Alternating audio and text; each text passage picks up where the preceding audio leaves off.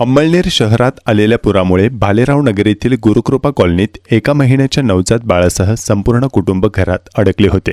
घरात शिरलेल्या पुराच्या पाण्यामुळे जीव वाचवण्यासाठी कुटुंबाची धडपड सुरू होती।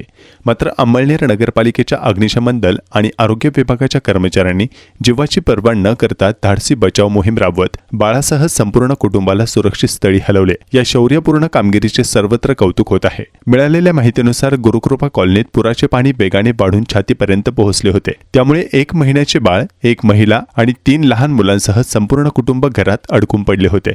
जीव वाचवण्यासाठी हे सर्वजण घरातील पलंगावर उभे राहून मदतीची वाट पाहत होते। घटनेची माहिती मिळताच नगरपालिकेचे मुख्याधिकारी गणेश शिंदे यांनी तातडीने बचाव पथक घटनास्थळी रवाना केले। आरोग्य निरीक्षक किरण कंडारे, गोल्डी बिरहाडे तसेच अग्निशमन दलाचे फारुख शेख, दिनेश बिरहाडे, भिका संदनशिव आणि पवन बिरहाडे यांनी घटनास्थळी धाव घेतली। मात्र पुराच्या प्रचंड प्रवाहामुळे सुरुवातीला त्यांना अडकलेल्या कुटुंबापर्यंत पोहोचणे शक्य झाले नाही।